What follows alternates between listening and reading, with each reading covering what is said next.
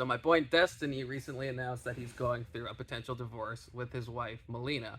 And everyone's talking about it because they're currently in an open relationship. And at least to me, always been an example, maybe the only example of how an open relationship could potentially, at least in theory, work. But apparently it's all come crumbling down after, I think, their 5-year relationship. So Destiny released a video addressing the rumors of his divorce. So we're going to go through that. First of all, I've said anytime if me and Melina separate, obviously everybody's going to have their reasons and their opinions, and it plays into literally whatever narrative you want. I understand where he's coming from because he knows that as soon as this happened, there's going to be a giant fallout from every side. He's very vocal about his open relationship. He's very honest about it. He goes on podcasts, he talks about it. He's been on podcasts with Melina talking about it directly. And so I think that's created a situation where he's very reticent to reveal what's actually going on in his life, because it's obviously people are going to jump on it from multiple directions. And we've already seen that. We see a lot of people dunking on him, a lot of people just shitting all over him and Melina, a lot of people speculating and thinking about what happened. And I understand all those things. And so I get the frustration of how much he puts out and how much he doesn't put out. And I think he's addressing this in this video. Because a lot of people I argue with, their narratives can explain literally, every single thing in life, even if the exact opposite they would predict would happen, has happened. People will... people will make whatever assumptions they think they need to make everything fit. That part's definitely true. The people that want this to fail, that's the kind of conundrum that Destiny pointed out when it was shortly after the relationship was going downhill, and he was on the Whatever podcast with Council of Trent and the pro-life girl. They were debating about sexual ethics and all that stuff. They were pointing out how open relationships just never work and it doesn't fail, and this is an example of why it failed. And previously on the Whatever podcast, people have said that the Chase guy had kind of given Destiny a question saying, your relationship's going to end, and what's going to happen if after it ends. And the question it begs in my mind is, God forbid this happens, will it be fun if this open relationship ends up causing things to fall apart down the line, if one of you guys finds yourself in an entanglement, so to speak, with somebody who you might find a deeper connection with than the other person? Like, if that causes the relationship to fall apart, that probably wouldn't be very fun. No, it would be horrible, and it would be sad. But monogamous relationships have the same issue, right? Issue, yes. How many times do you have like a man that falls in love with a coworker, or a woman that falls in love with a friend that she spends too much time with? Like, monogamous people have to put up a lot of boundaries in their relationships because they worry about the same types of things, Most relationships come to an end at some point. Most monogamous relationships come to an end at some point. Like 50% of relationships end in divorce. And so an open relationship to end isn't exactly shocking. It's not an outlier to begin with. So unless Destiny and Melina's relationship literally lasts for all eternity until one of them dies, someone will always be able to win. Someone will always be able to say, aha, see, that's why it ended. I knew open relationships wouldn't work, and kind of dive into that narrative. And so it's a tough place to be in, because there's no possible way Destiny could exit this relationship, even if it's for legitimate reasons, even if it's for reasons that everyone else in any other situation will accept. It will not be okay. Whether she cheats on him, he cheats on her, it just doesn't work out, irreconcilable differences, it doesn't matter. There's always going to be some reason that people will look back and say, oh, I knew that's why it wouldn't end, because the reality is people are biased against open relationships, and I understand that. So the couple things that I want to talk about is that one is, I feel like there is a public perception that exists of me in regards to me and Melina's relationship that I feel is very one-sided. I feel like Melina has made a lot of mistakes. I have as well. And I feel like the perception is always that like she's an abuse victim and I'm like this horrible, evil person that's difficult to get along with and blah, blah, blah, blah, blah. And that's like that's essentially, I feel like that's the public perception of our relationship. And that has been, and that if we ever broken up, like people are going to look at it as though like, oh, Melina was just like a victim. She escaped. Thank God. Like Steven is horrible, blah, blah, blah, blah, blah, blah, blah, blah, blah. Right. That perception really bothers me, given that I feel like we both made our fair share of mistakes. That super bothers me. See, I don't know. Destiny's talked about this, and I don't know. Maybe I'm just not chronically online enough. But I feel like I don't see that being most people's perceptions. I feel like Destiny's revealed and Melina's revealed that she was the one that has always done open relationships. And so going into the relationship, she just naturally was going to do an open relationship. Whereas Destiny's been in closed relationships. So it's weird to me. I don't think people are going to jump on this and think that he's some abuser and Melina's an abuse victim and that she somehow escaped his wrath or something. I don't see that narrative playing out. Okay.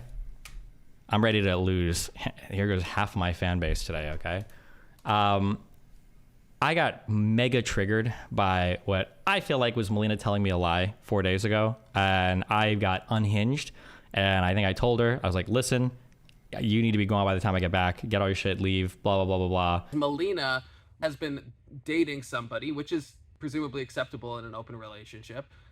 But it's kind of been an unhealthy situation. And both Destiny and Melina have said that they always give each other veto power in these relationships.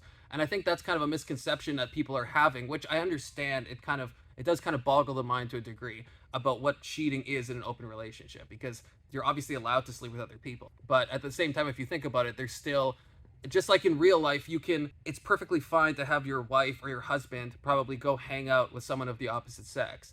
But it depends on who it is.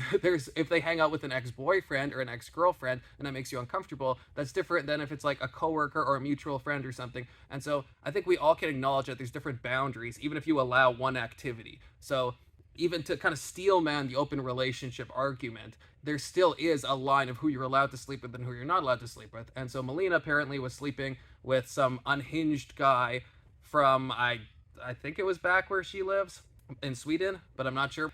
Destiny was not happy with this, and they were living in Melina's house, Destiny's house that he had paid for. And this was just not a good situation, and Destiny had basically said that Melina had to pack her stuff and go. So that's the context. The other context we need to show, of course, is Mel time. No. Uh-oh. Mel time. Mel time. Why did I say that? Mel time. It's Mel Oh, time. she got the form. Okay, so we're just doing salsa. We're just going. Yep. Right. Yeah? Yeah. See? Is that okay? Yeah. There you go. Hey. Right? You Kind see? of works. Yeah. 5, 6, Maybe. 7, 1. 5, 6, 7, 1. 5, 6, 7. Hey, she can really do it. Nice. She can really do Really it. kinda No, do don't be so it. shy. Yeah. You got this. It's been so long. That's fine. That's fine. I can tell you were like a little bit stressed, but you good.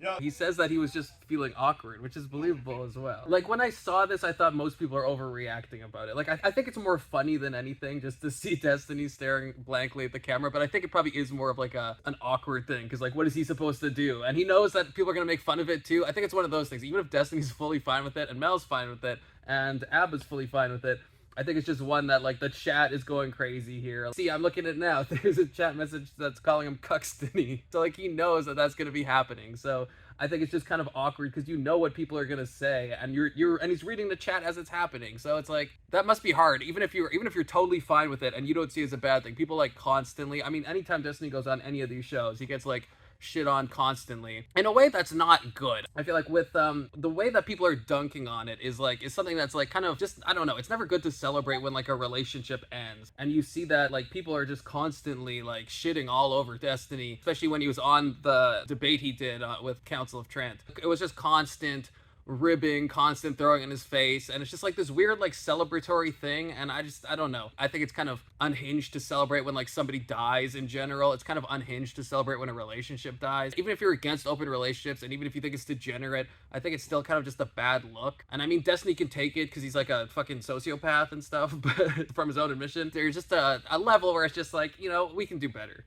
No matter why my relationship ends, and I've said this before, it's always going to be blamed on it being an open relationship or whatever, which people want to, that's fine. But like, I had 4 really long-term relationships prior to this, and nobody said like, oh, that ended because it was that ended because they were closed relationships, or like when Crowder and his wife got divorced, like, oh, obviously it ended because it's a closed relationship. Like, that's dumb. I mean, this is a point against Destiny, and this is kind of the converse of what I said before. Everyone's going to look at the relationship and think that it ended because it's an open relationship. But what Destiny's saying here, I don't think makes any sense. That, yes, it's true that Destiny's previous relationships were closed and they did end. And Crowder's relationship ended and his was closed. And no one would say it's because it was closed. But there's certain factors that we know are correlated with the relationshiip's ending. Like if someone was trying to push the example that you could beat your spouse and still live a healthy relationship, and then that relationship went down in fire, we would all point to that as an example of something that, hey, that didn't work. And so it's not, I think Destiny's trying to act like closed or open is incidental to whether the relationship falls apart. And I don't think that's true. And I think we could point and be like, oh, well, we don't really have many studies on it. And to some extent, that seems to be true. I mean, it's a relatively recent phenomenon. But at the same time, I don't think that's how we treat normal things in most life. I think when we look at like that something like crack cocaine addiction destroys lives, no one looks at a PubMed study to figure out if that's actually true. I think that anecdotal evidence isn't as bad as people think it is when a quantity is high enough. When we have enough actual data points, we can make judgments. I mean, otherwise no one would be able to make any judgments before the scientific revolution. And in 1515, people still knew that arsenic was a poisonous substance. They didn't need to NIH fact sheet to figure out if it was safe to consume or not. They just know. And so I know there's a danger in like appealing to common sense, but I'm not really trying to do that. I'm just trying to say that any open relationship or polyamorous relationship that people know ends up failing. And every long-term relationship where you see two people are like 90 years old that have been married for like 60 years, that's a success, and that's a closed one. I think that you can kind of draw these inferences and patterns, and I don't think that's as arbitrary as Destiny's making it sound like. Oh, also, in terms of statistics, we do have some statistics. According to the Journal of Sex Research, 37.5% of respondents admitted to abusing substances, including heavy drugs and heavy drinking. And yes, to some extent, obviously, this tracks to the general population, but it doesn't track in the same degree of 37%. So obviously, it's higher in open relationship people than not, at least according to this one study. In the same study, 37% of participants also contracted a lifetime STD. Now, again, we'd have to compare that to the lifetime STD report of closed relationships, but it's not as high as open relationships, which, I mean, to some extent, again, obviously tracks. If you're in an open relationship, you're having more sexual partners. A lot of times with more sexual partners, there can be increased other things, even just temperamentally. I think if you're high on the openness scale and you want to experience new things in life, you're probably going to be more likely to try a variety of drugs. You're living life to the fullest, and so that will probably also include multiple sexual partners. So now, you could argue that it's just a correlation effect and one is not causing the other, but it sure seems that there is something at least linked unhealthy with these open relationships, and I think we're seeing that. Now, as for who is more likely to push for this, and I'd argue that this imbalance could cause stuff too, and this is according to the Kinsey Institute, so like take that with a massive grain of salt if you're familiar with Kinsey and his research. There's a ratio of 3-to-1 on the gender scale of those wanting an open relationship. In other words, for every 3 men that want an open relationship, only 1 woman does. And if you think about that on a broad society scale, it's hard to imagine how a ratio like that could work, because obviously this is a more male-oriented thing than is a female-oriented thing. Also, we see that obviously there's a couple of ones that seem pretty obvious. Younger people want and are more open to open relationships than older people. Democrats are more open to open relationships than Republicans, and religious people are less open to open relationships than non-religious people. So, yeah, I don't know. If people want to say that, like, you know, it's because of this, that, I mean, everybody's free to make their guesses. But basically, I mean, I will say that every single thing that like Red Pillars predicted about my relationship, or every single thing that Red Pillars like said would happen, like literally the exact opposite of that happened the entire time. But like they'll also still try to find a way to twist it. I don't see how that's true. I don't see a world in which that's true. Maybe not all the exact details, but the main Red Pillar prediction was that Destiny's relationship was bound to fail, was destined to fail, if you will. And I feel like that was the main prediction. Now, exactly how it would fail, I don't know. I mean, but what happened? I mean, what that Chase guy said on the whatever podcast, he predicted exactly what would happen. He said that one of you is going to meet somebody else, and what if they take it too far? And that's kind of what happened. Melina met somebody else, the boundaries were not followed, and now we're seeing the fallout from that. I'm not against poly relationship, but isn't it just statistically more likely for them to fail? It's weird to me that people pretend like they have statistical evaluations for relationships, when I feel like relationships are like, we can talk about them broadly in a statistical sense, but I don't think we would ever choose them in a statistical sense. Like, I don't think there's ever in the history of mankind been a guy who's like, I would date this girl or this girl. However, this girl has a body count of 4. This girl has a body count of 6. According to the IFS, the Institute of Family Research Studies, it seems to be the case that I've got a 62% chance of breaking up with her and only a 58% chance of breaking up with her. But this one is college educated, so the chances of us breaking up actually decrease by 10%. But if we were to break up, it increases that she'll file for the divorce by 20 points. like nobody actually makes decisions like this in the real world. So it's weird sometimes to talk about relationships like them.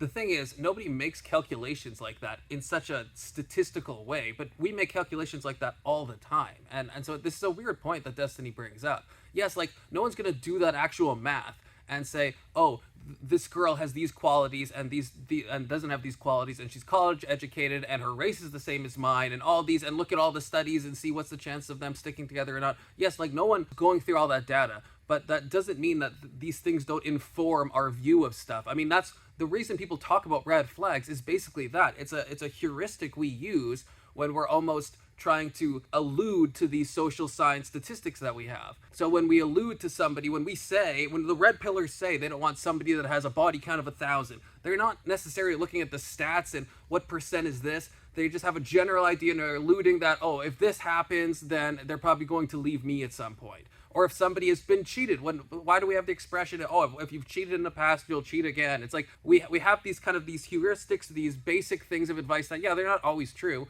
but we use them to make decisions about the world. And in that way, that's what we do with all of these situations. So yes, you're not going to pick somebody who's specifically college educated, who has this major, who looks like this and acts like this, but all those things will go into informing someone's decision. Like, I think a lot of people, I mean, there's even a study, I think it was the Kinsey one that I just referenced, that said a large percent of people would not be okay with their spouse in an open relationship, and in fact would leave their spouse if they wanted to be in an open relationship, because people are just against that, just to begin with. And so, I mean, what's that? That's not people looking at stats. That's just people have this idea, oh, that's not what I want. And so that's how this stuff works in the real world. So yes, it's not some specific calculation with the math running in the background, but it is kind of a rough in your head math that people will do, some basic calculus to figure out if a relationship is going to work and if a partner is someone that they want to be with or not. The biggest problem for me, I'm coming off as I'm a huge simp for my wife, okay? Unfortunately, I can't help it. Generally with people, for romantic feelings, I typically lose those at about like 6 to 12 months. I've never lost those for Melina. I don't have like it's not like, I'm kind of bored of you, whatever. So yeah, so that's a really high mark in my book. If I still have like romantic feelings after a year, it's like, damn. Well, there you go. You heard it. If you just fuck other women, you never get tired of your wife. That's great advice from Destiny, and it's working great. Would you ever consider solo polyamory? Like the one-sided open relationship stuff? I don't think so. I don't think those are workable in the long run. I think your partner is always going to be feeling a ton of resentment. And I think that because of the style of person that I am and the way that I engage with sex, anybody that I would be a partner to would probably also want to do it in the same way. I can't imagine like telling my partner, I'm going to go f somebody, like make sure you stay at home and don't do anything. Like, I just don't think I could ever be, I don't think I'd ever be with a woman like that. I don't think. See, I guess a question I'd have for Destiny, and I honestly want to know this, is given an open relationship going, are you not eventually going to reach the point where a situation like this happens? Because for the same reason he's against a one-side poly relationship, because he thinks that there's going to be imbalance and just one side will eventually feel left out, I don't see how that as the relationship goes on, the chances of that happening approach 1. Because there's going to be a time where you feel more introverted, or you feel depressed, or you feel like going out less, or there's some way in which you're unequally yoked, like in a Destiny situation where Destiny is obviously the one who's more famous.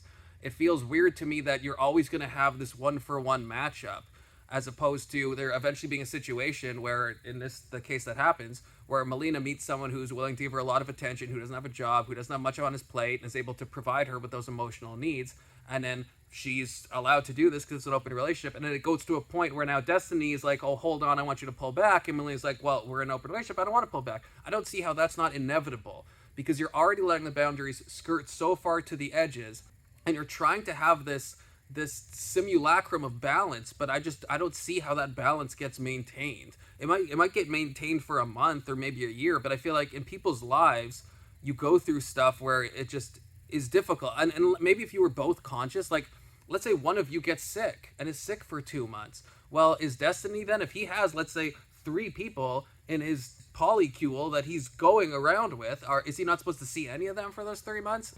If he does start seeing them for those 3 months, and Melina's just like sick at home, that feels like it's a very unfair situation all of a sudden. So I don't see how that balance ever gets maintained over the long term. I can see it working when people are healthy and in the same mental mind state, in the same state of life.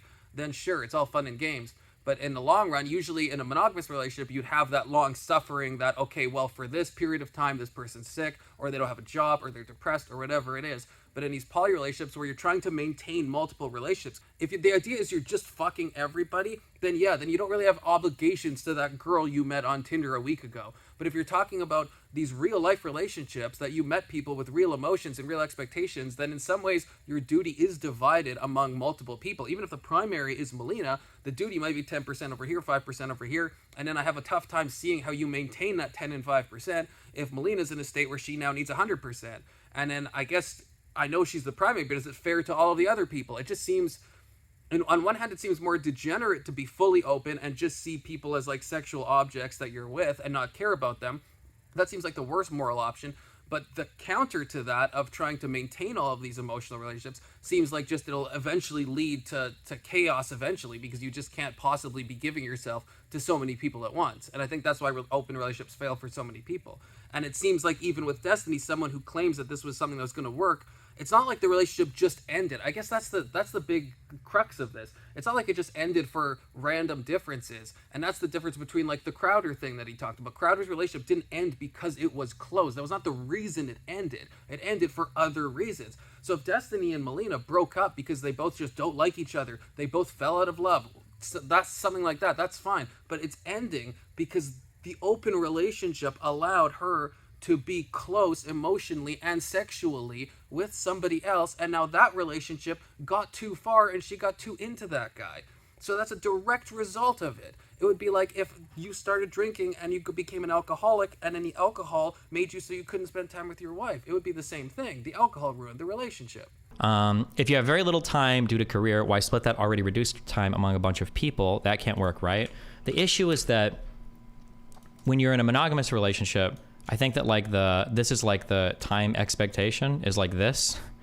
But when you're in like a closed relationship, or no, when you're not, when you're like in an open or poly, I'm hoping that the time expectation goes down. I don't know if in real life that'll be the case. So if I can provide like this much time versus like this much time, right? Like if I have like an open or poly relationship, my partner's expectation for how much time I have to spend on them hopefully decreases, and then that gives me more time to do things. But I don't know, in the realistic, I'm not sure how this will work out. That feels kind of weird to me, because under the same logic, if you were like poly with like 20 people, then the 20 people, well, if you're into career, you go to the gym, you do all this stuff, so then the 20 people, each one should only expect to get like an hour a week from you. So if they got 2 hours a week, they should be totally emotionally fulfilled. I just don't think humans work like that. And he kind of admitted that he doesn't know if that like transfers into the real world, but I would say it definitely doesn't transfer into the real world. Would you be less insulted if this guy was a mega Chad and not somebody else? Because I'm insulted on your behalf. I think Destiny's more insulted because it's not a Giga Chad. I think that's what's kind of shocking everybody, because of the whole red pill, alpha fucks, beta bucks stereotype that always gets pushed. It's like, this is the guy, I mean, I'm not trying to say anything bad about it, but it's not the type of guy that people would think Melina would have like left Destiny for. And so it's very surprising to me, and I think maybe Destiny's in some ways more surprised, and he's almost made some comments to this effect, because like Destiny has money, he's got personality, he's got that riz, and this guy just seems, even from what everyone's saying, is just unemployed, young, seems really needy, is providing attention. And so I feel like if anything, Destiny's probably more hurt that it's not somebody that's more like the stereotypical person who usually would steal your woman. Not really. Like I said in that video, and I've always said this, because of the type of women, hold on, let me see if, actually, no, I don't care, fuck it, because everybody dumps on me, so I'll talk myself up, I don't give a fuck. I'm really confident at what I do, I'm really good at what I do, and I know what traits I excel at, and I excel at these traits to a very, very, very, very high level. The idea that somebody selects for another partner in things that I consider myself really good at, probably really rare. I'm sure it's possible, but yeah, I'm not the best at what I do. I'm sure there's a few more. Like if I had a partner that dumped me and they were like, I'm really sorry, but like I want to go be with Ben Shapiro, I think that would hurt a lot of it. I'd be like, fuck. That's true. If Melina wanted someone who's like emotionally available, it kind of makes a little more sense. I could see that Destiny could be a tough partner if what you need is emotional stuff, emotional intelligence, attention, things like that. And so I guess there probably is selecting for a different traits than Destiny excels at. Thoughts on Myron and the whatever dude acting like they called it. Seems a little backstabbing given the time you set aside. Remember, most people's predictions of the world, when people have ideologies, Okay, your ideology has to predict everything. And I believe, I don't know if there's a formal name for this, but it's called, I've heard it's called as like the all roads lead to Rome fallacy. When your ideology is especially bad, you find a way to incorporate incorrect predictions into your model in a way that like makes them work. So for instance, and by the way, anything a red pillar says besides this is a massive cope. The prediction at every single point in time that red pillars were saying is that Melina's going to leave me for somebody that has more money, that's more successful, that's more blah, blah, blah. Like that was always the prediction. Okay. Now in some of the red pill spaces, I keep track of the conversation. I'm curious what people say. Now the conversation topic has changed to, well, the reason why Melina left him is just because he let her f other guys. And so she doesn't have respect for him. So of course she's going to leave him for any random person. To me, that's the prediction that I heard the whole time. I never heard someone say they're gonna leave Destiny for someone with more money. I mean, or someone who works harder, or any of those things. Like Destiny, I think a lot of these people have admitted that Destiny excels on all of these things. He meets all the check marks of what a lot of people would want. I think the prediction was that if you're letting your partner and your partner's letting you be sexually available and romantically available to all these things, there's going to be a chance that feelings get caught. I think that was everyone's prediction. You're just creating an environment. It's natural for humans to, I think, to catch feelings for other humans. And if you're allowing people to cross all of these boundaries and you're saying, just don't cross this last boundary. You can do all these things. You can fuck, you can go out for dinner, you can go on dates, you can do whatever, but just don't go too far and be in like this long term. Like, what's even the line there for Destiny? I don't even know. I mean, because the guy moved into his fucking house. Is that crossing a boundary? I honestly don't know. Like, what is the boundaries? Like, what are the set boundaries? If you're allowed to go on dates, you're allowed to have sex, you're allowed to do all of these things, it's really difficult for me to know, like, and I think for the people involved to know, like, when is it bad? And then you probably just find yourself in a situation where you're like, I want to be with this person on a more long-term basis. And is that the boundary? Well, that boundary has been reached a long time ago. You've crossed all of the warning signs and you're off the fucking cliff at this point. I don't think there's a turning back point then. Trent's comment, I spent a lot of time going back and forth on this, or I'm trying to think if Trent's comment was way the over the line. And again, I have to do this thing where I'm trying to balance out like what are my personal feelings versus what's normally acceptable. Because Trent made a comment after something where it's like, well, you see how poly relationships work. And I told him before the show, I told Brian this. I was like, Brian, I'm not doing any commentary on my divorce shit. And if you take a bunch of donos saying that like you're a cuckold, I'm walking. Just letting you know, I'm just leaving. Because I'm not going to sit here and have you make like 20,000 comments about like my breakup with my wife. Okay, that's not on this program for now. So they'd both heard me say that, so they were aware of that. This is what I'm wondering, at what point Destiny has the introspection, unless he has already, he just doesn't want to make it public, that a key issue in his life, and I don't know the guy personally, seems to be boundaries. He talks about this a lot with the people that will have bridge burns with them, like Sneeko or Nick Fuentes. And a lot of these people that have shown themselves to be very bad, he'll at some point let them back into the fold. He'll at some point, they'll cross the line so far, and at some point he'll forgive them and let them back in and be cool with them, which I think is like a good trait. It's good to be forgiving. It's good to give second chances. And Destiny has said that he lets people rib on him for so much that some people, they say stuff that's for everyone else would be way over the line, and for him isn't. And then I see the same boundary thing playing out in these romantic relationships where it's like, for everyone else, it would be not okay to have somebody cuddling with your wife. That wouldn't be okay. But for Destiny, he's like, well, I don't really care. But the problem is, it's like, if you do care at a certain line and all of the other boundaries that are socially normal, you are fine with that, then I think it is really tough for people to know when to stop. Because if you can do all of these things, if you can do A, B, C, and D, then why can't you do E? Whereas for most people, well, you can't even do A, B, and C. That would not be acceptable in most relationships. So it's very easy to never get to E. But for Destiny, it's like, you're always going to be questioning, leaving the other person question how far is too far. Where if the other person was like Destiny, maybe it'd make more sense. If a Destiny just dated a female Destiny, then maybe they'd both be on the same page and they'd both know, oh, you can do all of this stuff, you just can't do this final thing. You can't cross the final frontier. But for normal people, I think they just see that he's fine with crossing all these boundaries, and then they just think there are no boundaries. But the truth is, Destiny has boundaries. They're just at the far outskirts of transgressive human behavior in relationships. I did make an anti-religious comment where I was like, well, you guys are Catholic, so you have a poor understanding of consent, apparently. Like, I said that. So I'm just trying to think, like, does a religious comment like that hit deep enough to where, like, he could hit me about, like, potentially ending my relationship with my wife 24 hours earlier? I'm not sure. I don't know. That was really hard. Because some people do take the religious shit really personally. So I don't know. I'm not sure. I was wondering that kind of, I could tell that Trent got a bit emotional in that. We could play that clip. So you think it's acceptable for a boss to make a move on a employee, provided the employee consents and is Like fine, says that they're fine? during the interview process. Why would that be wrong?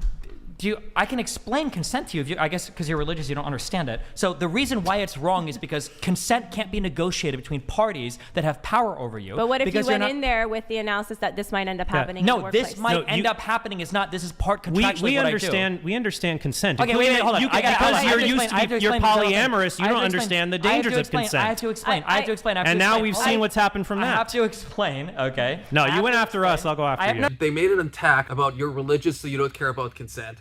And Trent took that moment to like stab back at Destiny in a very personal way.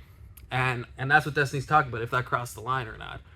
And I mean, it is a fresh thing. And yeah, I think it wasn't, in my opinion, I don't think it was the best thing. I think even once Trent said it, I think he almost felt defensive, because then he immediately goes on to say, well, you shot at me first, so we shot at you back and stuff. But yeah, I don't think it was the best, but it was just one comment. I think it slipped out. I don't think it's the end of the world. And on every single one of these, Mel was like, yeah, sure, I'll do that. Yeah, it's fine. Like, she didn't fight. She didn't argue. She didn't, like, always, like, I don't think she's the kind of person to ever be, like, a gold digger. See, that's the good thing, because it was, I think, nerve-wracking to a lot of people to remember that Destiny does not have a prenup for this relationship. And he was obviously worth a lot more. But Mel apparently signed a postnuptial agreement, which I don't know how binding that is, but apparently it's all signed according to Destiny. So at least that's a silver lining in all of this. How are you so confident that Mel won't go in on you, considering she blocked you on everything? I have a few reasons, some practical, some emotional, but I'm 100% confident that won't happen. Trust me, I know that won't happen. See, I don't know if I feel bad about saying this, but I know that Melina is also in financial and legal trouble because of some tax discrepancies back in Sweden. I don't know if that's what Destiny means when he says that there's practical reasons why he's confident that she won't, like, go scorched earth and like try to destroy his career. That could be that. Let's hope we don't see that, and let's hope they just move forward in a healthy way. What was the thing that happened that made you pull the plug on the relationship? Again, I don't want to talk too much into specifics. I think that's pretty much it. I think that more details might come out. They might not come out. It looks like it's over for now, and I guess we'll have to see what happens in the future. What's your outro? Well, we'll make one at some point. A Vyvanse commercial, maybe. Can we get sponsored by Vyvanse? Sponsored by a pharmaceutical company? Yeah.